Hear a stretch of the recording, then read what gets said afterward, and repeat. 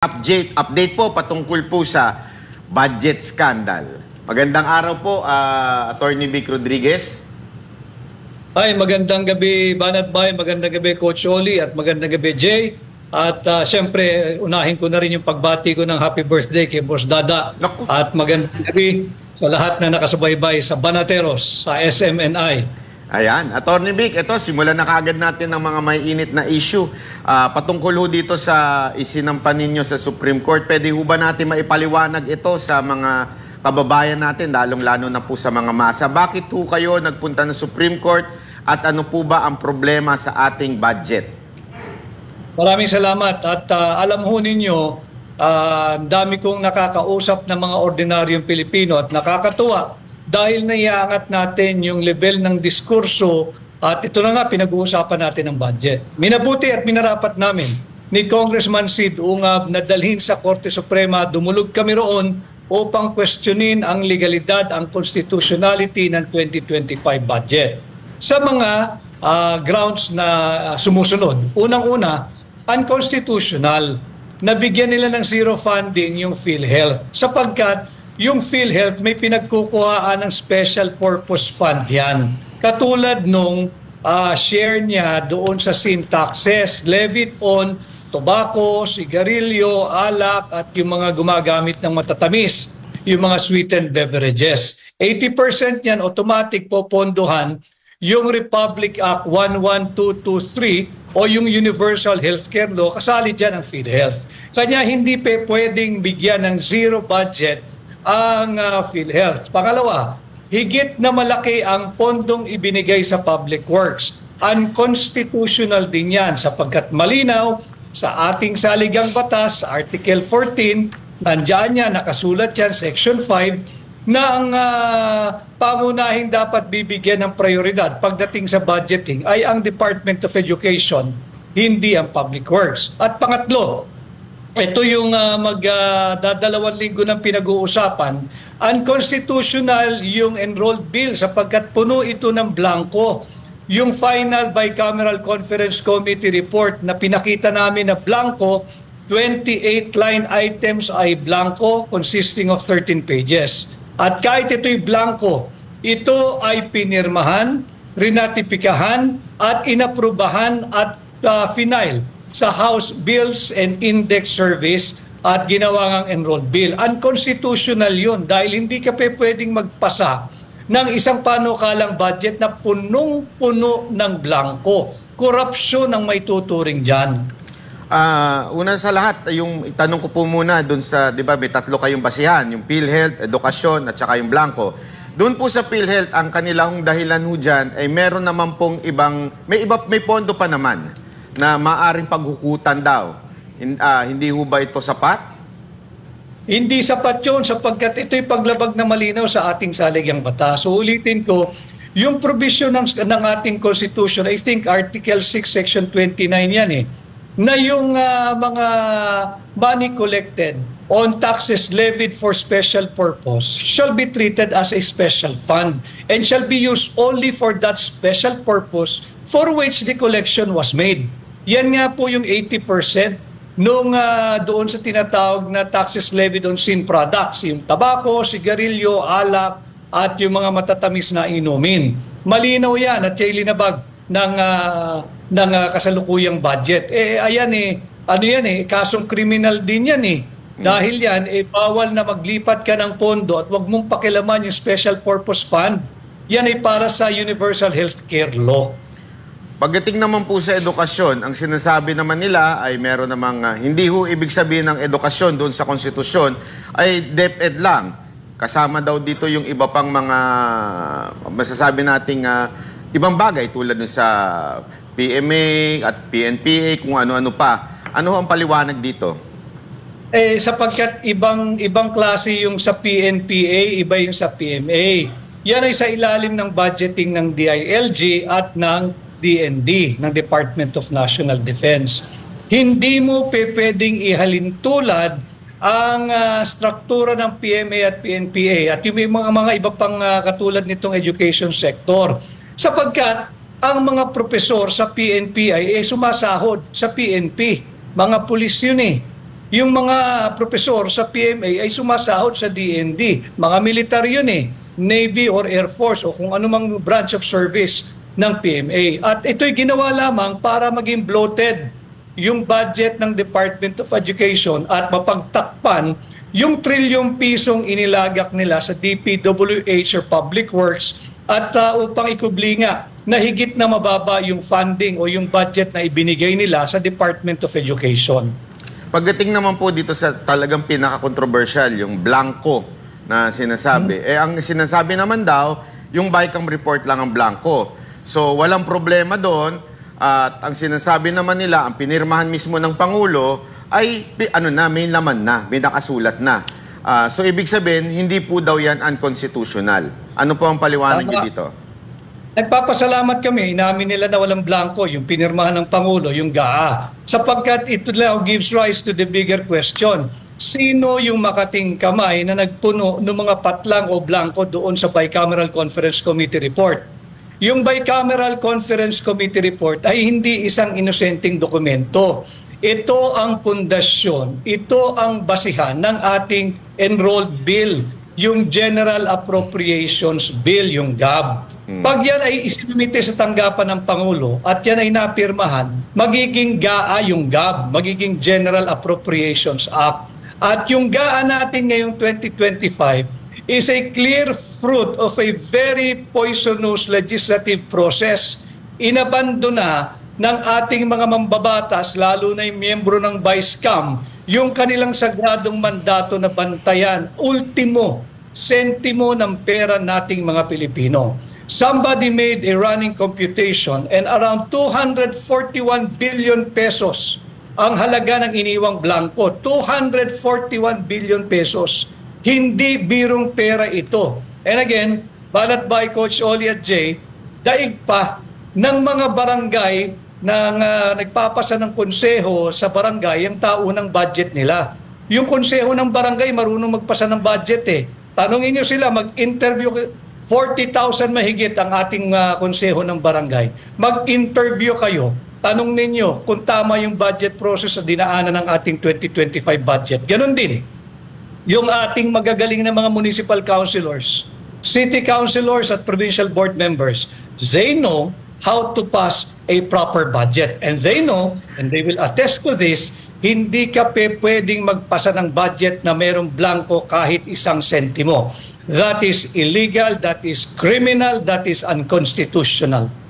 Pagdating naman po doon sa sinabi niyong ito'y isang criminal act, do you mean after this pagsampa ninyo sa Supreme Court, kakasuhan din ninyo po yung mga pumirma, yung mga pumirma na blanco po? Sapagkat mayroong kinakailangang managot, Banat Bay. Ito ay crime against public interest, Article 170 of our revised penal code. Anong kaso yan? Falsification of legislative document. And it will also involve usurpation of authority sapagkat hinahanap natin sino ba yung makating kamay na naglagay ng mga halaga doon sa daang bilyong pisong patlang o blanco na sadyang iniwan ng mga senador at kongresista na pumirma, nagratipika, nag-aproba at nag-file doon sa House of Representatives Bills and Index section. Yan ay criminal offense. Bukod pa riyan, ito ay usurpation of legislative powers. Ay isang krimen na committed by public officers. Lahat ito ay mga pangunahing krimen na ating naiisip pa lamang. But for now, we have to file our petition before the Supreme Court sapagkat ito nga ay hindi basta-bastang usapin. Ang pinag-uusapan natin dito ay yung constitutionality of no less than our annual budget, itong 2025 budget. Hingan ko lang po kayo ng reaksyon patungkol po doon sa sinabi ng ating Pangulo na sinabi niya na yung ginawa ninyo, baka ang ending niyan, mag-shutdown daw ang gobyerno at tumigil ang lahat. Ano po ang inyong masasabi dito? Yan ay malaking kabulaanan. Hindi magsha-shutdown ng gobyerno. May mekanismo dyan, yung tinatawag nating reenacted budget. At yung sinasabing so that we can continue destabilizing the government, that is wrong. That is totally misplaced and out of place yung kanyang sinabi. Sapagkat ang issue dito ay corruption. Corruption sa kanyang administrasyon, hindi ang destabilisasyon. Because if we are destabilizing the government, Banat Bay, bakit kami tatakbo sa Korte Suprema? Hindi ba yan ipagkilala sa rule of law? Hindi ba yan pagkilala sa supremacy of the Constitution? Coach Oli. Attorney Vic, so susundan ko na yung tanong ni Banat Bay patungkol dito kay BBM kasi alam naman natin na separate branches ang legislative tsaka executive. Pero para sa akin na hindi naman ako abogado, kailangan bang umimik na ang presidente rito at may gawin? Kasi it's a given fact, may blanco. So wala siyang pwedeng gawin? Dapat ang ginawa last year pa dapat hindi niya pinirmahan, binito niya yan at nagtrabaho na lang sila ng reenacted budget. Anyway, 1-2 buwan, kaya naman nilang ipasa yan Kitang-kita naman natin sa magtatatlong taong administrasyon niya, pag meron silang gustong ipasa, kahit pilipit, pinapasa in no time. So, ito, talagang hindi mo pwedeng pakialaman na itong budget na ito dahil tangi ang lahat ng appropriation revenue ay magsisimula katangi-tangi sa House of Representatives. Not even in the Senate, Coach Oli. Malinaw sa ating saligang batas yan, Article 6, Section 24, na dapat ang lahat ng batas patungkol sa appropriation ay nagmumula sa House of Representatives exclusively. So wala tayong magawa dyan, dapat hindi na niya lang pinirmahan yan. So, definitely may ano dito, may blank items. Ngayon, nagtuturuan na. Hindi ba parang ang nilalabas dito ay ginagawang fall guy etong mga staff? Yun ang nakakaawa, Coach Oli. Dahil nakikita ko yung direksyon ng mga pahayag, lalo na nung Congresswoman Stella Kimbo na tinuturo yung technical working group or technical working staff ng Senado doon sa Committee on Finance at nung mababang kapulungan yung Committee on Appropriation. Kawawa naman ito. Itong mga ito, hindi gagalaw yan ng walang nag-utos. At ako'y naniniwala, mararangal at tapat yung mga naglilingkod dyan sa technical working group. Gagamitin lang sila dahil nagkaipit-ipit na. Hindi tama na ipitin yung mga nagtatrabaho ng tuwid, nagtatrabaho ng marangal dyan sa House of Representatives, sa Senado. Dapat dyan managot yung kung sino talaga yung may makating kamay na naglagay ng mga malalaking halaga, daang bilyong pisong halaga dyan sa iniwang blanco ng Bicameral Conference Committee report. Ayun. So, sa madaling salita, sila ang salarin dito. Pero ito ba ay kasama doon sa kanilang immunity? Pwede ba nating kasuhan tong mga to? Kasi bilyon po ito. At marami sila dyan. Ang sabi nga dito, mga 4 na tao lang naman dyan sa Vice-Cam ang talagang kumokontrol niyan. Ito nga maganda, Coach Oli. We have to identify kung Vice-Cam ba ang tumira nito mga daang bilyong pisong halaga, being the 3rd chamber or 3rd house. Kasi baka meron pang 4th chamber, baka meron pang 4th house. Sino-sino kaya ito? Kaya nga lagi kong tanong, sino yung may makating kamay na naglagay ng halaga dyan? Babae ba siya? Lalaki ba siya? Tandem ba sila o marami sila? Ito yung dapat nating malaman. And I'd just like to take this opportunity that even the 2 former Senate presidents, no less than former Senate President Frank Drilon said, ito yung pinaka-corrupt na national budget na kanyang nakita. Sinabi rin ni Senate President Tito Sen, na akin din naman kaibigan, na may talagang maraming blanco at mali yung prosesong ginawa dito sa paglimbag ng 2025 budget. Ganon din yung sinabi ni Senador Ping Lacson. 3 senador na ito, pang-4, yung kapatid mismo ni Bongbong Marcos, si Senador Amy. So kung titingnan mo, 4 na senador, dating 2 Senate President at itong 3 ito ay kumakandidato sa ilalim ng sariling partido ni Bongbong Marcos. So 3 rito ang nagsasabing may blanco at hindi dapat pinirmahan itong unconstitutional budget. Ito nga, sinabi nga, na-discuss ko itong kay Drilon na sinabi niya, ito ang pinaka-corrupt. Pero meron din siyang binanggit patungkol doon na ito raw ay pinupolitika lang. Parang ang pinapalabas dito, ang mastermind dito si PRRD. Dahil yung nagpalutang daw, siguro kayo, si Ungab, kung sino-sino man, again, connected kay PRRD. Ang issue dito is corruption, hindi politika. Isang malaking korupsyon ang issue dito. At walang kinikilalang politika ito sapagkat ito ay 6.325 trillion pesos lang naman. 6.325 trillion pesos na pera nating mga Pilipino na dapat tayo lahat ay makilahok sa usaping ito. Napakahalaga, napaka-importante sapagkat ito yung ating taunang budget. Hindi kasalanan ni Congressman Sid Ungab. Hindi ko kasalanan kung kami nag-file ng kaso. Dapat, ang lagi kong sinasabi, do not shoot the messenger. Ba't kayo nagagalit sa amin? Ginagabayan nga natin ang executive department eh. We're giving them the benefit of the doubt pero tila sila nagtatanggol sa both houses of Congress dahil you do not shoot the messenger. Aming linahad ito dahil obligasyon ng bawat Pilipinong makakasaksi ng ganitong napakalaking krimen, napakalaking korupsyon na ilantad at ilahad sa taong bayan ang kanyang nasaksihan at nakita at nalaman. Last question bago ko ipasa kay Jay, no? Etong komentaryo po dito sa sinabi ni Senator Chis na tila nililito ang taong bayan sa facts. Kasi simple lang naman eh. May blank items, sino nag-fill up. Pero ito parang nililito nila na meron na daw di umanong pagkakasunduan, parang ano na yun eh. Tapos naman na yan. Batas na yan. Okay na sila dyan. Parang ganun ang kanilang direksyon ngayon eh. Attorney Vic. Hindi pwedeng ganun lang natin tratuhin. Itong napakalaking krimen, napakalaking korupsyon na ating nadiskubre.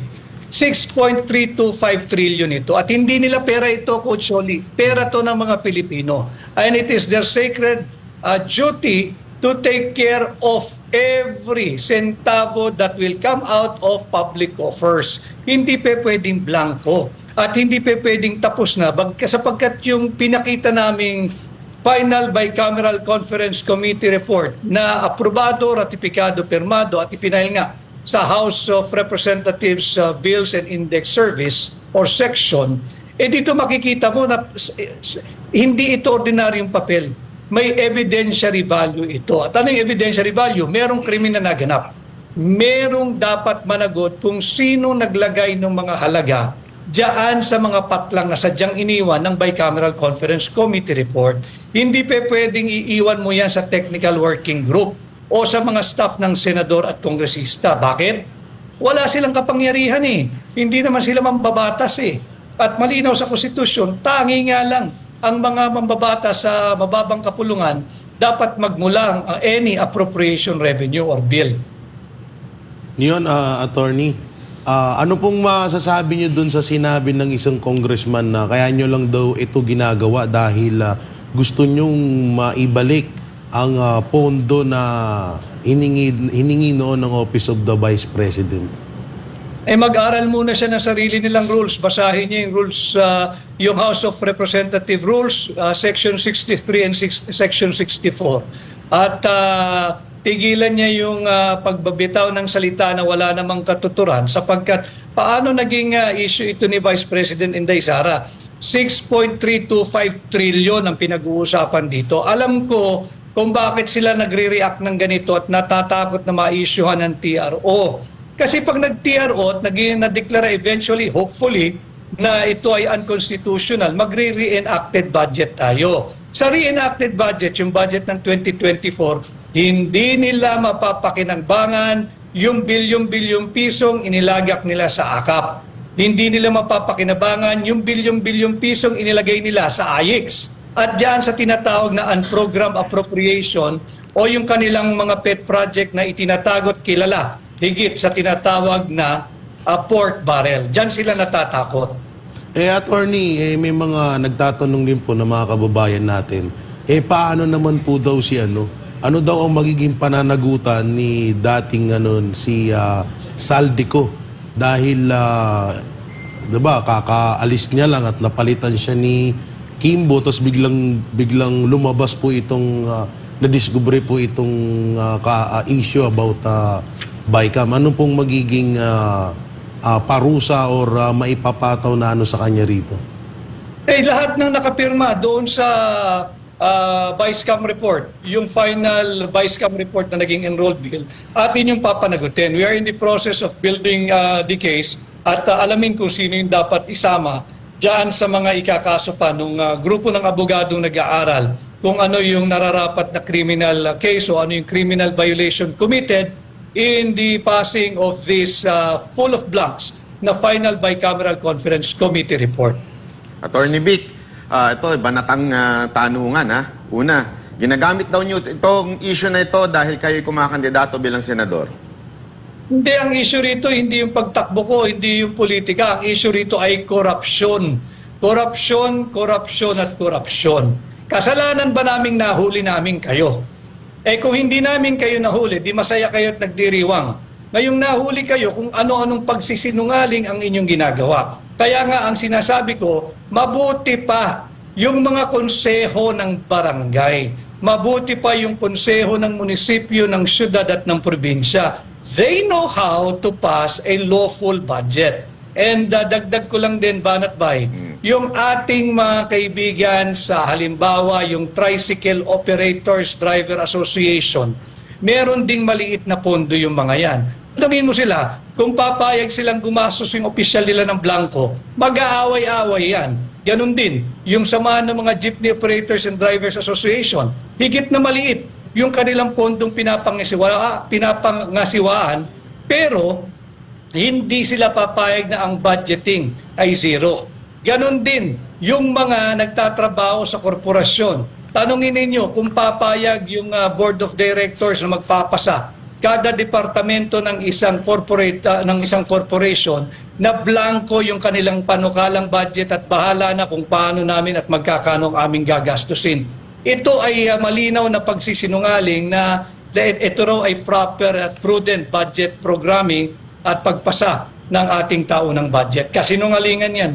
Ano po masasabi nyo doon sa isang congresswoman na si AKA Kim Chiu? Sabi, kasi nga daw yung kanyang sagot, hindi naman importante yung blanco, importante pinirmahan yung walang blanco. Anong masasabi nyo doon? Dapat doon magalit si Bongbong Marcos dahil isinubo siya ng mga ganong klaseng pag-uugali na talagang walang respeto sa saligang batas, di bali ng blanco, importante pinirmahan na hindi blanco. Ang tanong, sino nga naglagay ng mga halaga doon sa blanco? Dahil yun ay kriminal. Bawal yun. That is a criminal violation. Yun ang atin dapat din alamin. Diretsong tanong, si Romualdez po ba yan? Hindi rin natin nalalaman. Kaya nga tanong ko, lalaki ba siya? At tinatanong ko, babae ba siya? Grupo ba sila? Marami ba sila? At ito ba ay bukod pa sa third chamber or third house? Meron pang fourth chamber or fourth house na hindi natin nalalaman sapagkat wala nga transparency. And that's why we're demanding for transparency and eventually we will demand for accountability. Coach Oli? Ako, Attorney Vic, alam ko kung lalaki o babae. Hindi ata tao, parang buhaya eh. Hindi kaya puting ahas yan? Maraming nagsasabi kasi na isang babae at isang lalaki daw na hindi naman miyembro ng lehislatura. So binibigay ka natin yan at nagtandem daw tong dalawang ito at nakialam. But pagka ganito kasi kalaking kontrobersiya, hindi naman nila mako-contain yung mga balitang yan. May lalabas at lalabas dyan, lalo na yung mga iipitin nilang miyembro ng technical working group o yung technical working staff. Kawawa itong mga ito. May mga pamilya rin ito, kawawa ito at kung iipitin nila at ilalaglag nila eventually. Hindi kaya si Hello Kitty yan o si Kuting, baka... Anyway, matanong ko, ang sinasabi dito ay unconstitutional daw itong vice cam. Totoo ba ito? Kasi dapat dinidesisyonan ito ng buong Senado at House. Procedurally and under the Constitution, hindi naman kinikilala at walang kapangyarihan ang vice cam. Yung bicameral conference committee, ang tanging layunin lang yan, mag-reconcile ng mga conflicting figures o yung mga hindi nagbabanggang line items dyan sa appropriation bill. Pero walang kapangyarihan itong hijackin yung proposal ng Executive Department, yung proposal ng tanggapan ng Pangulo pagdating sa budget, yung tinatawag nating linalaman ng National Expenditure Program. Ang nangyari dito, binalangkas ng mababang kapulungan, binalangkas ng Senado, pagdaan doon sa vice cam, pinalitan nagkaroon ng recasted budget, binago nila. Ibang-iba doon sa itsura ng National Expenditure Program. Hindi nila maaaring gawin yun. Ang trabaho lang yan mag-reconcile. At na nakikialam at ilang taon na nilang ginagawa yan, ito ng panahon siguro na dapat magdesisyon na rin ang Korte Suprema dito sa kapangyarihan ng Vice-Cam. Walang kapangyarihan ito at ako'y panatag na when objectively ang Korte Suprema ay magdedesisyon, marurunong din kasi gumawa at magpasa ng tama at legal na budget yung mga tao sa Judicial Department of our government. Nagpapasa ng budget yan every year eh. Tanungin ninyo sila kung nakapagpasa na sila sa tanang buhay nila and in the long existence of the Judicial Department of our government, kung nagpasa na sila kahit minsan lang, kahit isang beses lang, ng isang panukalang budget nila for the judiciary na blanco. Walang magpapasa niyan dahil bawal yan. Ito katangi-tangi. 28 line items blanco, ang halaga umaabot sa more or less ay 241 billion pesos.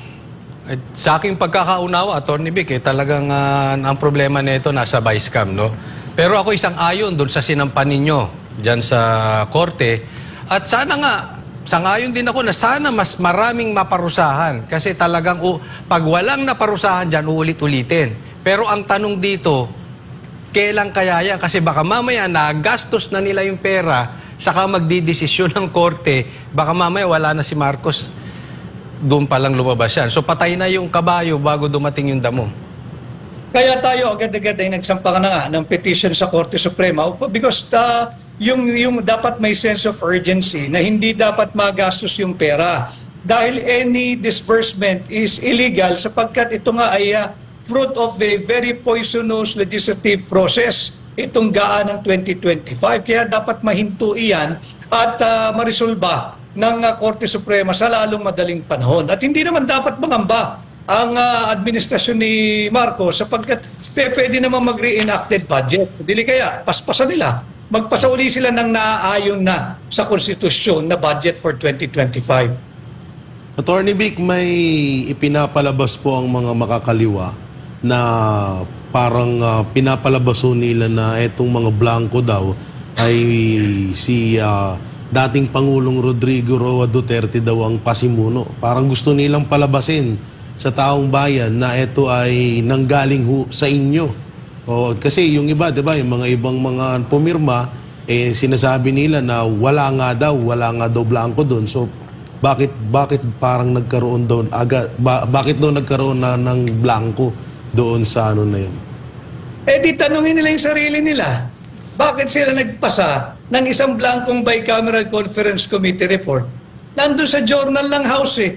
Wala naman ni isa sa kanilang nag-object eh. Andun sa journal, nakakuha ako ng kopya eh. Yung Makabayan Black, walang nag-object dyan. Sinungaling din yung mga yan. Kaya lang ako sasalita ng ganito dahil tinutuwid natin yung mga pagsisinungaling ng mga tao na sinisweldohan nating mga Pilipino at dapat ay tatrabaho bilang mambabatas. Tingnan ninyo, doon sa journal ng House of Representatives, walang nag-object sa mga yan. Pumayag yan dyan sa ratified, approved, and signed final bicameral conference committee report. And yun na nga, naging enroll bill, naging GAB, at ngayon problema na, naging GAA. Sasali po ba kayo sa January 31 na rally tungkol po dyan sa pagtutol sa budget?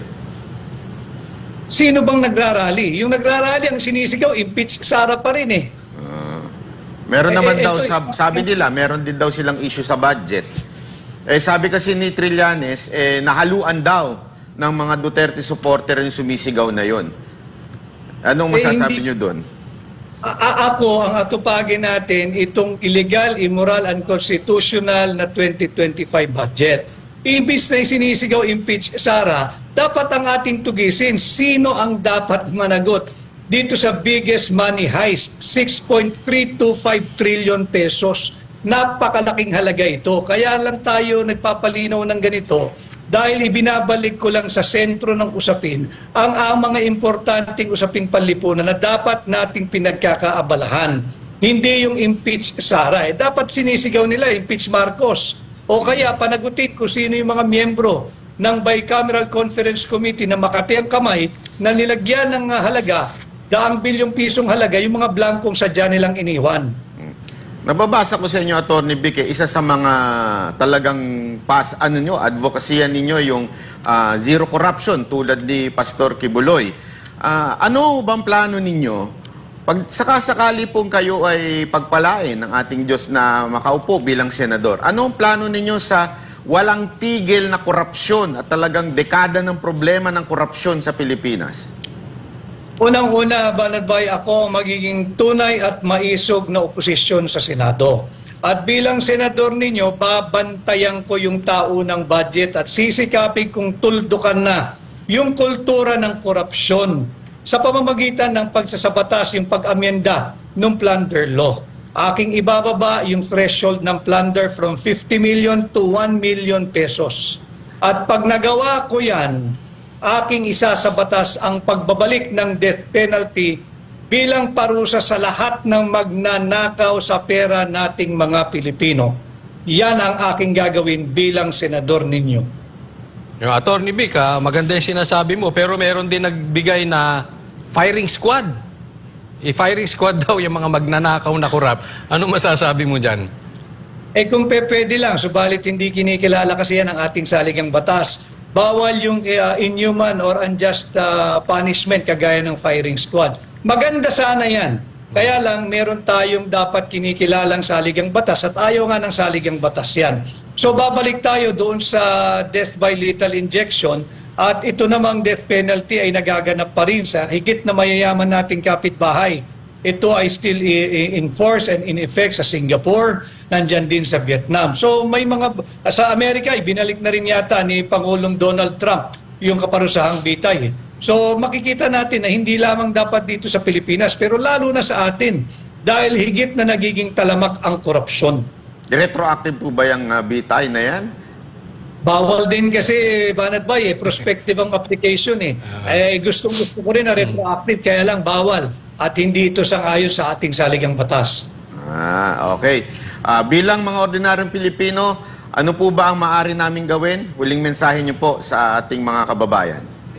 Unang-una, nagpapasalamat ako na kayong miyembro ng tinatawag nating new media at yung mga napapabilang sa tinatawag din natin kinikilalang Fourth Estate ay pinag-uusapan itong napakahalagang usaping panlipunan. Huwag nating tigilan upang higit pang maraming Pilipinong makaalam kung paano linulustay ng kasalukuyang administrasyon ang pera nating mga Pilipino. Hindi tayo nagdi-destabilize ng gobyerno sapagkat ang usapin dito ay hindi destabilization kung hindi korupsyon. Palala ng palala ng palala na korupsyon. Yan ang usapin dito. At nahuli natin sila na nagpapasa ng isang tama naman si Pangulong Duterte is akin to or like a blank check. Blanco yung Bicameral Conference Committee report. Bahala na yung maglalagay ng amount kung magkano gusto niyang ilagay.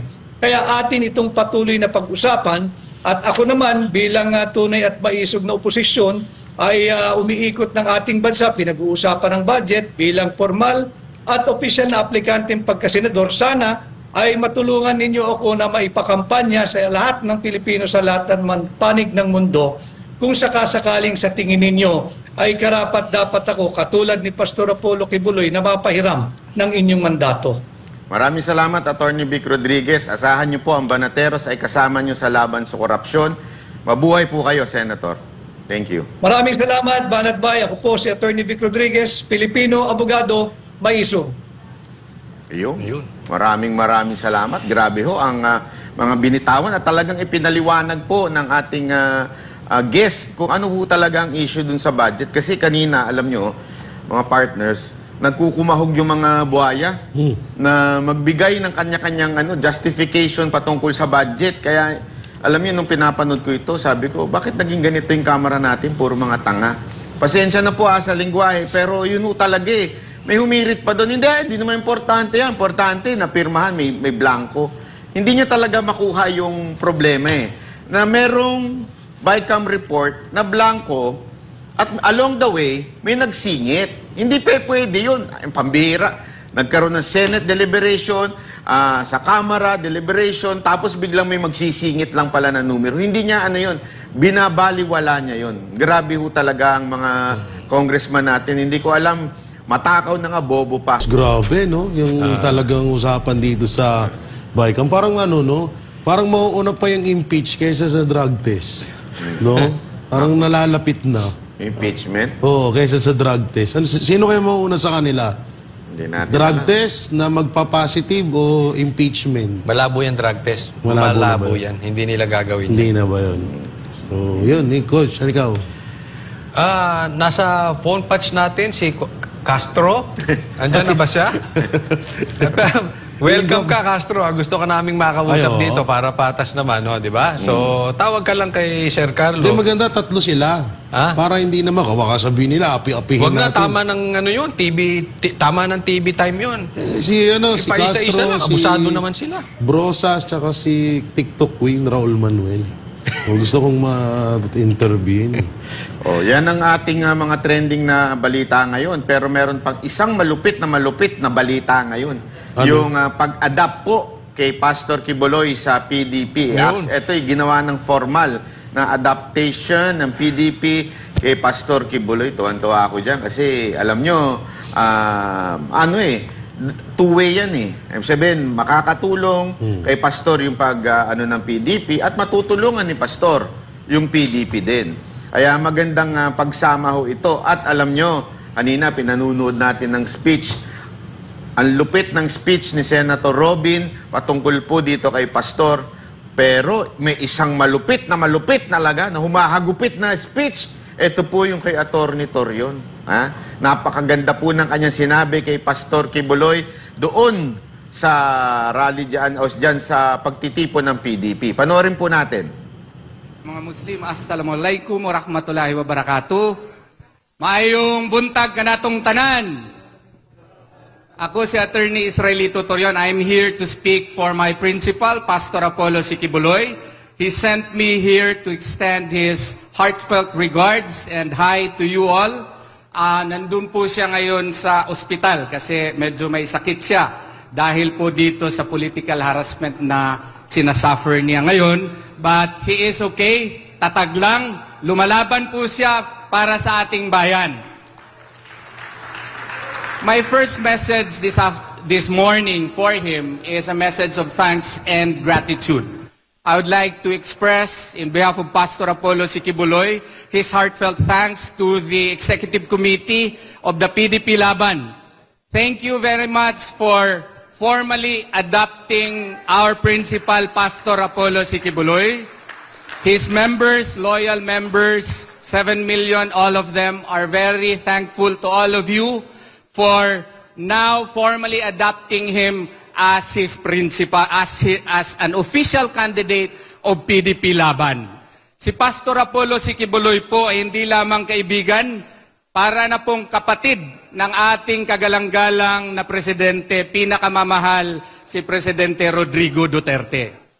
Dahil siguro sa kanyang relationship ng ating Pangulo, kaya siya po ang nakita ng administrasyon na ito na gawain po sigurong example para ipakita sa atin kung gaano sila kalakas. Kaya nakita po ninyo ang aming nadaranasan, nakita ninyo kung ano ang na-experience namin kung wala pala tayo sa kapangyarihan.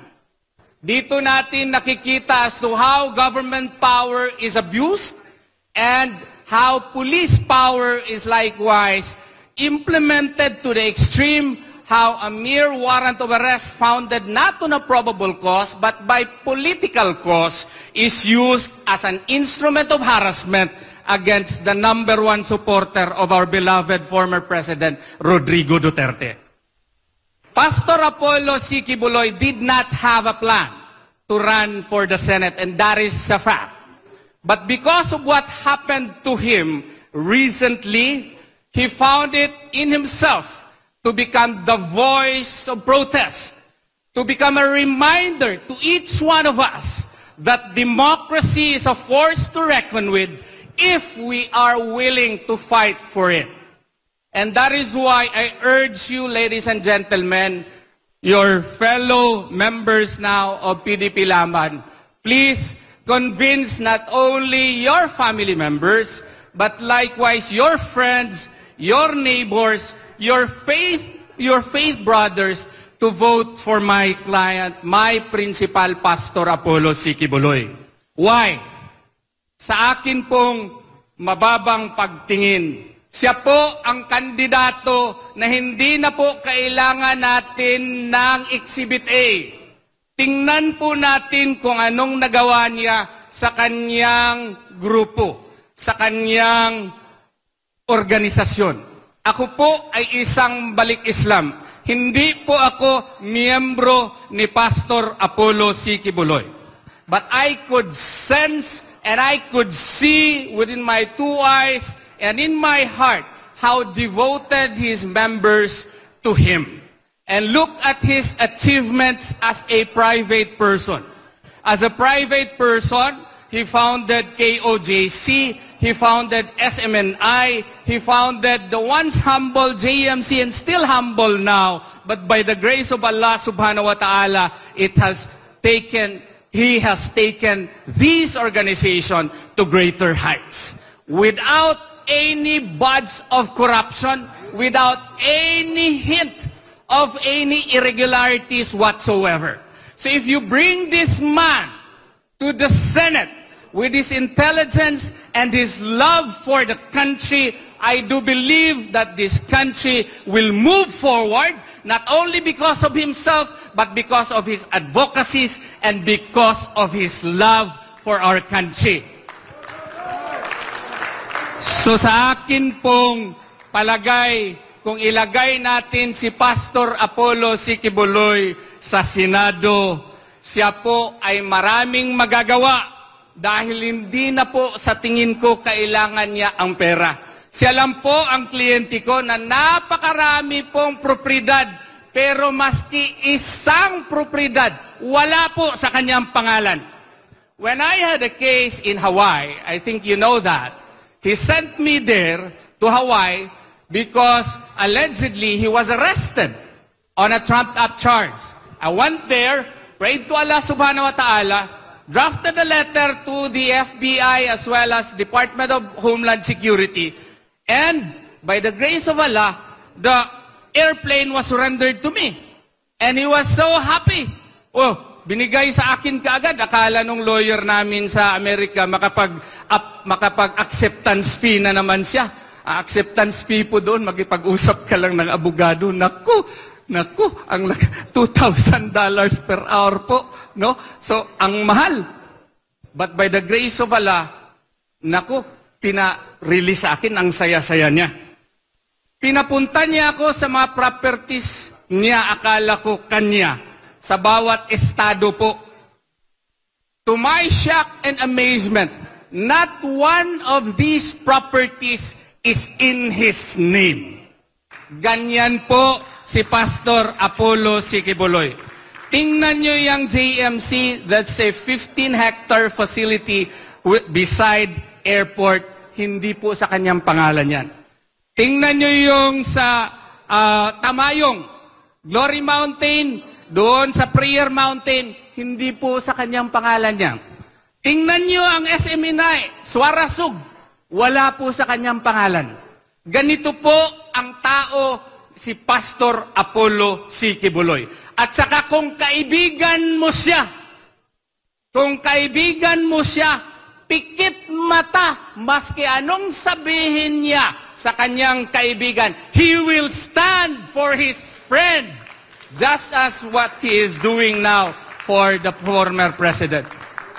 So akin po kayong nire-request po from the bottom of my heart, as a Filipino and as a friend of Pastor Apollo C. Quiboloy, please place him in the Senate because he will be your main warrior against corruption in our country today.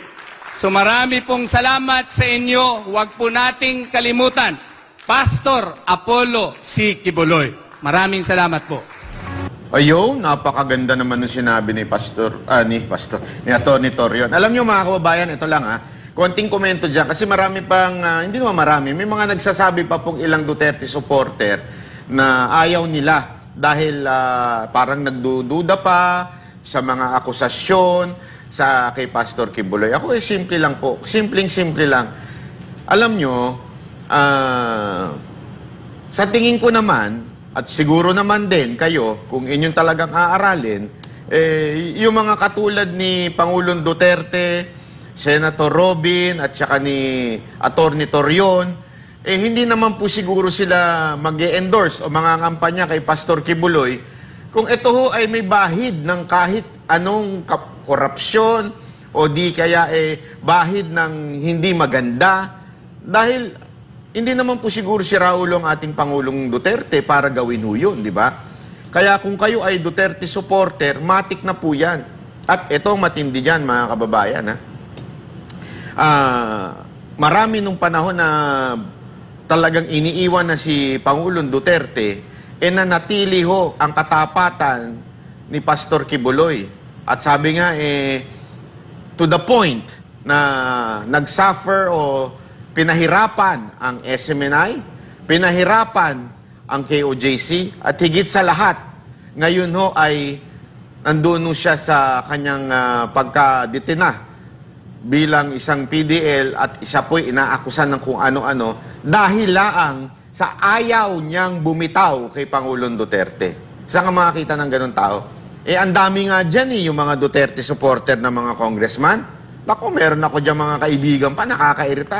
Nung panahon na sila nasa kapangyarihan pa si Pangulong Duterte, napakasipsip. Pero ngayon, grabe ho makabatikos. Hindi lang kay Pangulong Duterte, maging kay BP Sara Duterte.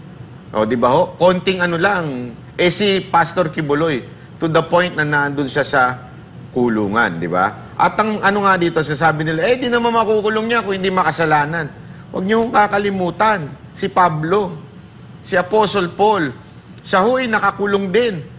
Tandaan ninyo, ilang percentage, more than half ng New Testament nasulat sa loob ng kulungan.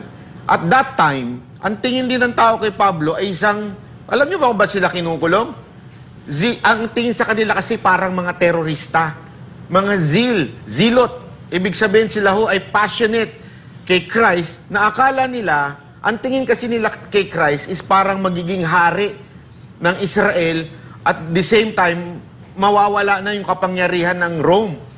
So, ang tingin nila sa mga apostles noon ay mga rebelde. So, isipin nyo na lang yung senaryo ng panahon na yon. Ang tingin nila talaga kay Paul ay isang convicted felon. Isang rebelde. Isang makasalanan. So, yun nga nakakulong. So, ganito rin po ang sinasaper ni Pastor Kibuloy because of magkadikit lang sila ni Pangulong Duterte. Lahat po yan Lahat po ay nakakonekta lang at hindi niya binitawan ang Pangulong Duterte. So sana ho maunawaan natin to at ikampanya po natin si Pastor Kibuloy dahil maganda ho ang manggagawa niyan sa Pilipinas. Coach Oli. Pastor Kibuloy is PRRD.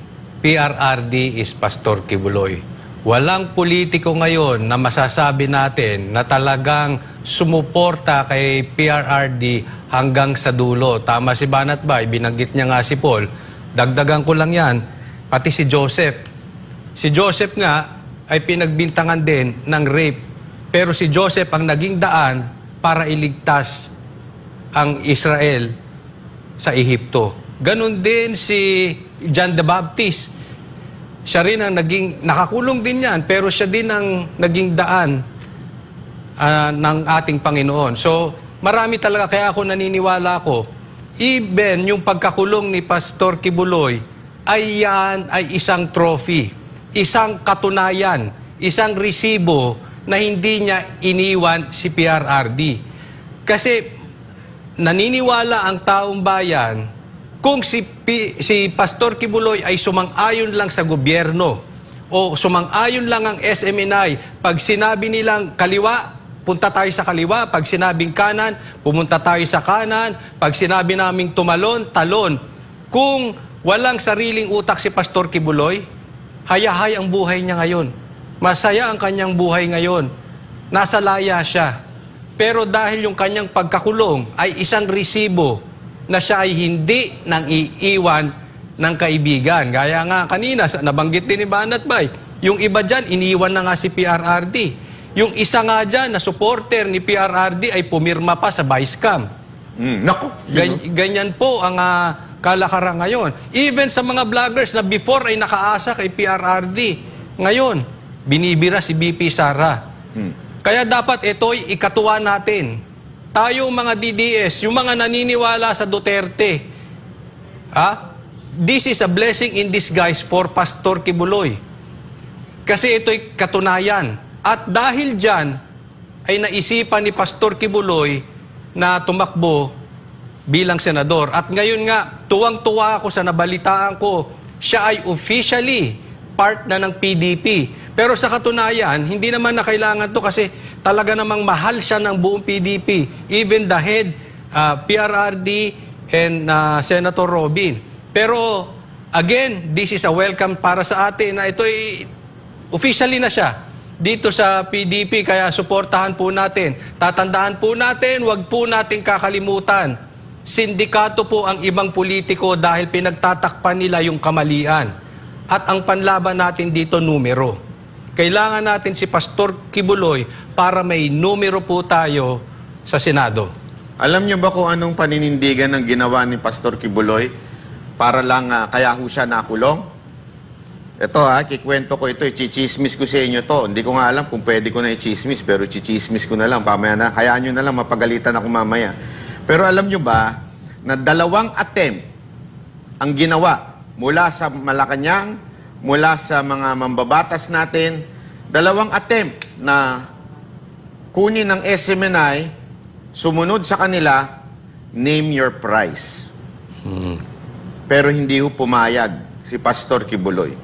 Dahil siya ay, sabi nga niya, gawin nyo lang yung tama, nasa likod nyo kami kasi we are for nation building. Pero pag may mali, mali talaga.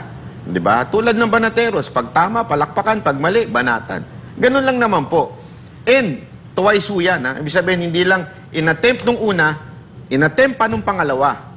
Twice ho siyang tinest, ika nga. Binigay ang matinding test. Kung kayo yun, ikaw, name your price. Kung nga rin, ginanong ka, Jay, name your price, tumigil ka sa pagsasalita mo. O, baka magsabi lang yan si Jay, ganun ba? GS1 250, pwede na. Hindi, di ba? Isipin nyo, ganun, katindi. Pwede naman niyang balikuin Pwede naman niyang sabihin na, sige, supportahan ka namin. O, ganun. Di ba? And yet, hindi lamang po sa binanata ng SMNI, ginulot, binaboy ang kay OJC, ikinulong pa po si Pastor. Saka makakakita ng taong ganyan. Tanungin ko kayo, yung mga kandidato ngayon, sino ang ganyan? Jay? Alam ko, naniniwala ako na hindi na natin kailangan pa magdalawang isip pa kay Pastor. May kasabihan nga tayo, ang taong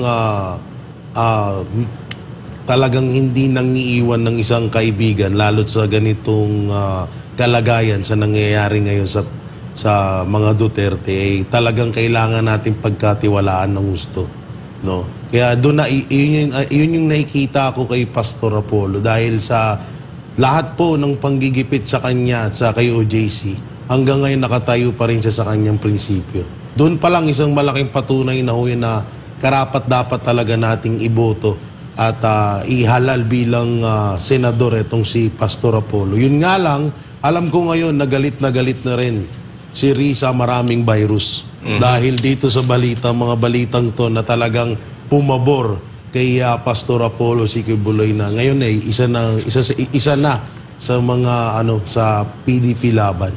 Yun. At saka ito po ang napakalinaw na malaman ninyo.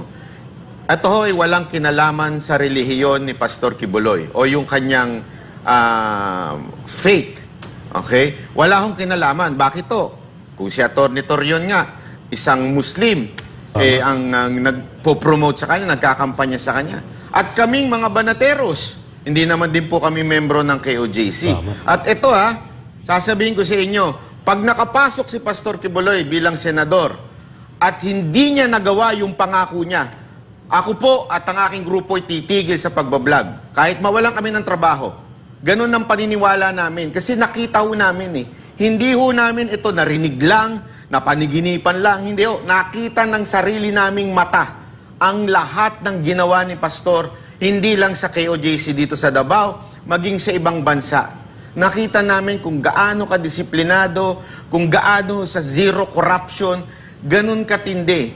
Hindi kami magsasalita dito para dahil lang nasa SMNI kami. Hindi Kaya nga yan ang hamon ko Pag naging senador si Pastor Kibuloy at hindi niya ginawa yung sinabi niya, lahat kami titigil sa pinagkakakitaan naming vlogging.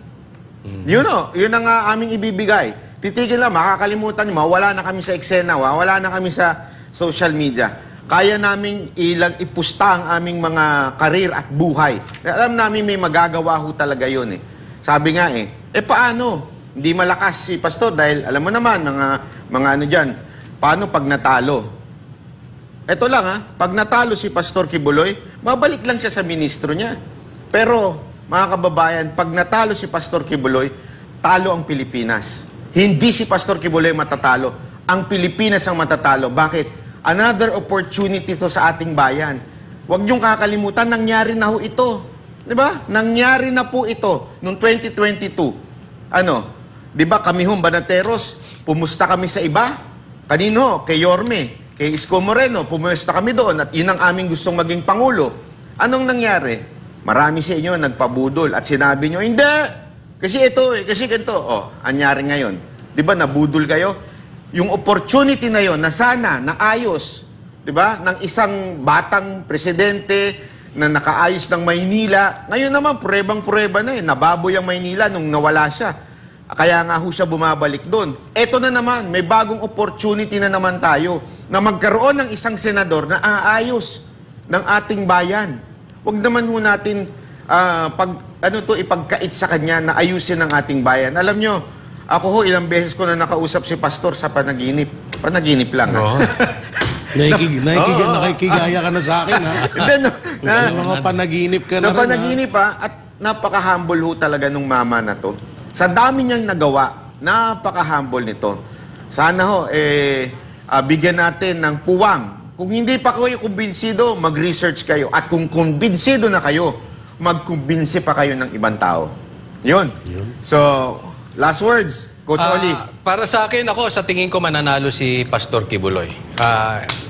Tama tayo. Tama si Banat Bay. Tayo ang talo pagka siya'y matalo. But anyway, for discussion purposes, halimbawa lang matalo siya.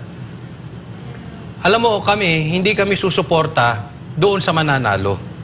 Kami ay masaya na sumuporta kay Yorme Isko kahit po siya ay natalo. At least nanindigan kami. Ito'y pinagmamalaki ko at welcome po yung mga dating nagmura sa amin at binudol kami. Ay, naniwala sa budol. No? Pero, tatandaan nyo, ang Banateros, hindi nag-promote ng budol-budol.